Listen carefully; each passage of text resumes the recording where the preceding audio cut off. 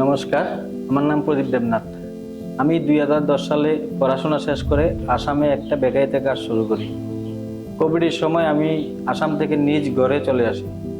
আসার পরে আমি একটা নিজে বেকারি খোলার সিদ্ধান্ত নিই। 2021 সালে খবরের কাগজে আমি ভারত সরকারের PMFME স্কিমের সম্বন্ধে জানতে পারি। তারপর ত্রিপুরা সরকারের শিল্প ও বাণিজ্য দপ্তরের সঙ্গে যোগাযোগ করি।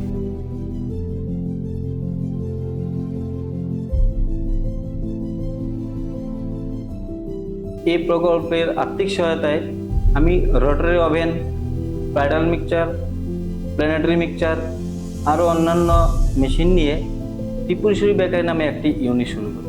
এখন আমার বেকারিতে ব্রেড, কেক, বিস্কিট আরও নানা রকম স্ন্যাক্স আইটেম গুণমান বজায় রেখে তৈরি করা হয়। এখন আমার উৎপাদিত পণ্যগুলি ত্রিপুরা শহরে এবং গ্রামে গঞ্জে বিক্রি করা হয়।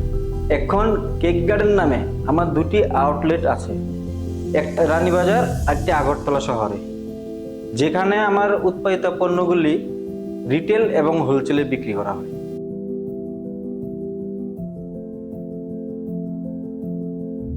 আমি আন্তরিকভাবে ধন্যবাদ জানাই ভারত সরকারের খাদ্য প্রক্রিয়াকরণ শিল্প মন্ত্রককে আর তাদের PMFME প্রকল্পকে, যেটা আজকে আমার বেকারিকে এই জায়গায় পৌঁছাতে সাহায্য করে।